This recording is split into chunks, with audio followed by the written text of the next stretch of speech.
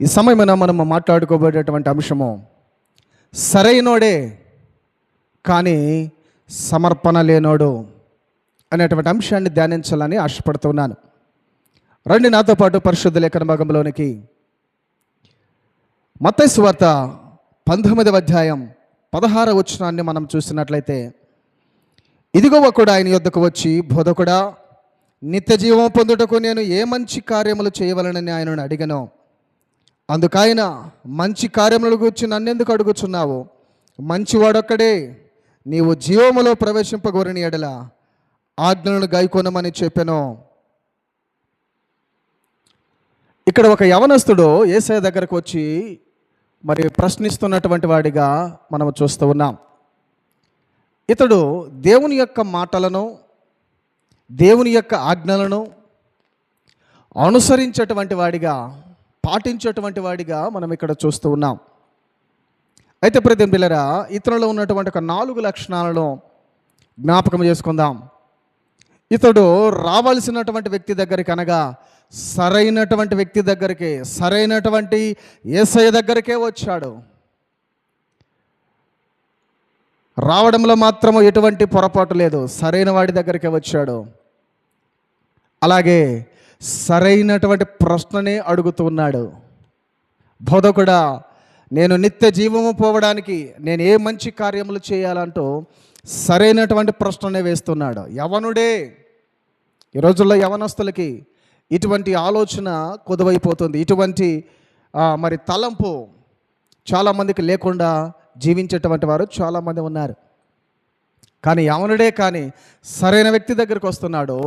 రెండవదిగా సరైనటువంటి ప్రశ్ననే అడుగుతున్నాడు. అందుకు యేసయ్య అంటున్నాడు, నీవు నిత్య జీవంలో ప్రవేశించాలంటే మంచి కార్యములు చేయాలి అంటూ సెలవిస్తున్నాడు.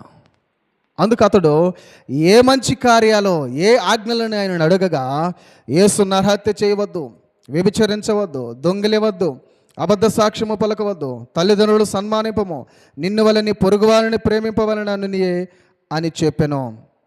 అందుకు ఆ యవనుడు, ఇవన్నీ అనుసరించుచూనే ఉన్నాను. యేసయ్యను అడిగినటువంటి మాటను బట్టి యేసయ్య సెలవిస్తూ చెప్పుచున్నటువంటి మాట, అసలు ఇతని యొక్క ఉద్దేశం ఏంద్రయ్య అంటే, అందరికంటే నేను ఆజ్ఞలను, దేవుని యొక్క ఆజ్ఞలను, కట్టలను చక్కగా తూచా తప్పకుండా పాటిస్తున్నాను అనేటువంటి మరి అతిశయోక్తి, లేక అహంభావం, లేక స్వనీతి అనేటువంటిది ఇక్కడ మనకు కొట్టొచ్చినట్లుగా కనబడతా ఉంది. అతడు చిన్నప్పటి నుండి అన్నింటినీ అనుసరిస్తున్నాను అంటూ సెలవిస్తున్నాడు. అంటే నాలాగా ఎవరు ధర్మశాస్త్రాన్ని మరి చదివిన వారు లేరు, పాటించిన వారు లేరు, అనుసరించిన వారు లేరు అనే రీతిగా యేసయ్య దగ్గర ఒక మార్కు కొట్టేయాలని వచ్చాడు. యేసయ్య దగ్గర ఒక ఉన్నతమైనటువంటి ఒక అప్రిషియేషన్, ఒక ప్రోత్సాహాన్ని పొందాలని ఇక్కడ యవనస్తుడు వస్తున్నటువంటి రీతిగా చూస్తూ ఉన్నాం. యేసుక్రీస్తు ప్రభుల వారికి సమస్తము ఆయన ఎరిగినటువంటి దేవుడు. మనం ఎలాంటి వారమో, మన తలంపులు ఎలాంటివో పురుడు పోసుకోకముందే, అవి స్టార్ట్ అవ్వకముందే ఆయన సమస్తాన్ని ఎరిగినటువంటి దేవుడు. ఈ యవనస్తులలో ఉన్నటువంటి మరి అతిశయ కారణమైనటువంటి విధానాన్ని యేసయ్య గమనించాడు. అందుకు ప్రియమైన బిడ్డలారా, నరహత్య చేయవద్దు, దొంగిలించవద్దు, వ్యభిచరించకూడదు, ఇదిగో నీ తల్లిదండ్రులు సన్మానించాలి, అబద్ధ సాక్ష్యములు పలకవద్దు, నీ పొరుగువారిని ఏది ఆశించకూడదు, నిన్ను వల్ల నీ పొరుగువారిని ప్రేమించాలి అనేటువంటి మాటలు చెప్పుచుండగా ఇతరులు ఉన్నటువంటి ఆ ఆలోచన ఎలా ఉందనగా, ఇవన్నీ నా చిన్నప్పటి నుండే నేను అనుసరిస్తూ ఉన్నాను, వీటన్నిటిలో ఫాస్ అయ్యాను అంటూ ఒకవేళ మనసులో టిక్కేసుకుంటూ ఉండొచ్చు. నరహత్య చేయవద్దు, నేను నరహత్య చేయలేదు. ఎప్పుడు అబద్ధం చెప్పకూడదు, నేను ఎప్పుడు అబద్ధం చెప్పలేదు. దొంగిలించకూడదు, నాకు దొంగిలించాల్సిన అవసరం లేదు, నాకు కావాల్సినటువంటి ధనం ఉంది అనేటువంటి రీతిలో. తల్లిదండ్రులు సన్మానించాలంటే నేను దానిని అనుసరిస్తూనే ఉన్నాను. అన్ని విషయాల్లో మార్కులో పాస్ అయిపోయాడు, ఫస్ట్ క్లాసులో ఉన్నాడు. కానీ ప్రియమైన బిడ్డలారా, ఇంకా ఆయనను యేసయ్యను అడుగుచున్నటువంటి మాట ఏంటనగా, ఇవన్నీ అనుసరించుచూనే ఉన్నాను, ఇకను నాకు కొదువ ఏమని ఆయనను అడిగాను. ఇవన్నీ నా చిన్నప్పటి నుండే అనుసరిస్తూ ఉన్నాను. ఇంకా నాలో ఏమన్నా కొదువనయా అంటే ఒక ఉన్నత పొజిషన్లో ఉన్నాను అని చెప్పడానికి చెప్పకనే చెబుతున్నటువంటి రీతిగా ఈ యవనస్తుని మనం చూస్తున్నాం. యేసయ్య అతడు సాధారణమైనటువంటి క్రియలనే చేస్తున్నాడే కానీ ఇతరులు ఏమాత్రం సత్యము లేదని యేసయ్యకు తెలిసిపోయింది.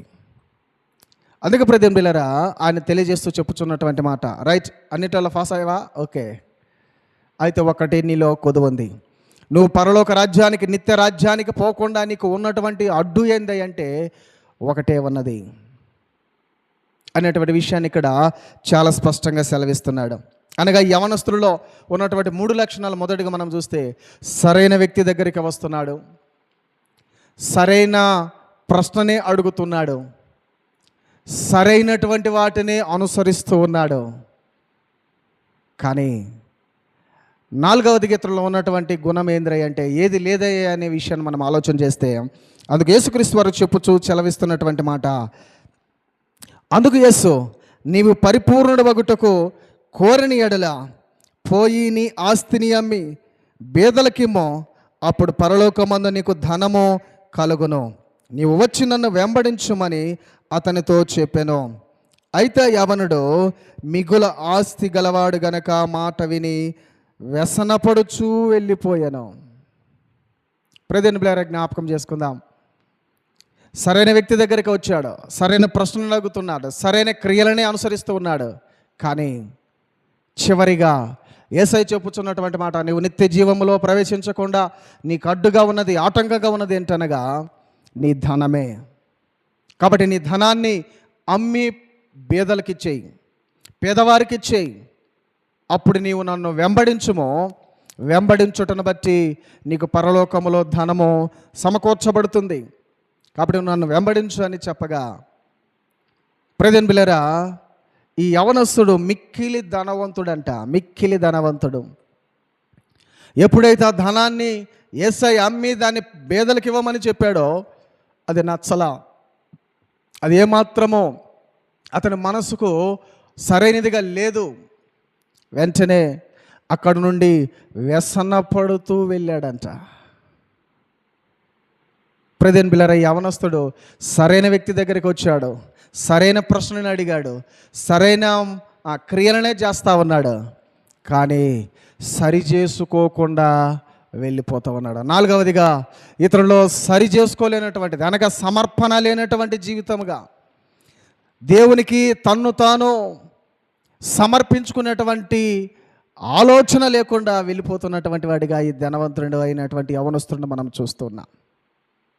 ప్రియ సహోదరి సహోదరుడా, సింపుల్గా మనం చెప్పాలంటే, మనం చేలో బోరేస్తున్నాం, లేక ఇంటి దగ్గర బోరేస్తున్నాం, 200 అడుగులు లోపలికి మరి ఆ బోర్వెల్ వేస్తే, ఆ పైపులు వేస్తే నీళ్లు పడతాయి. కానీ ఈ యవనస్తుడు ఎలా చూడనగా 199 అడుగుల వరకు ఉన్నాడు, కానీ ఆ 200 అడుగైనటువంటి ఆ ఒక్క అడుక్కాన్నే ఆపేశాడు.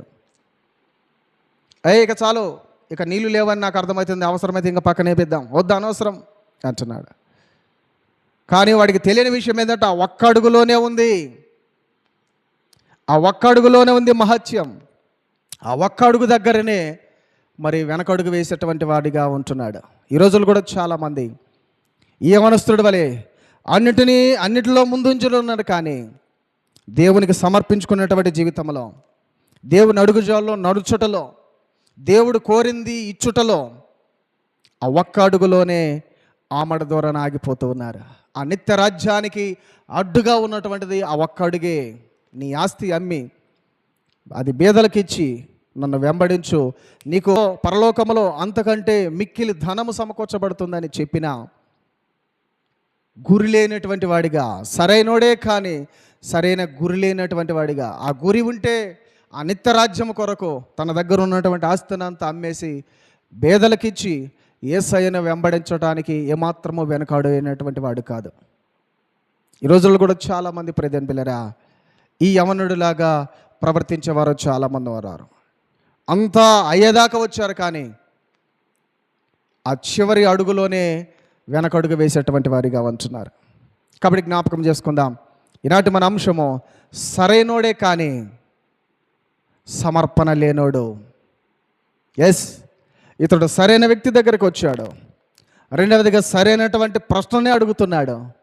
మూడవదిగా సరైనటువంటి క్రియలనే అనుసరిస్తూ ఉన్నాడు.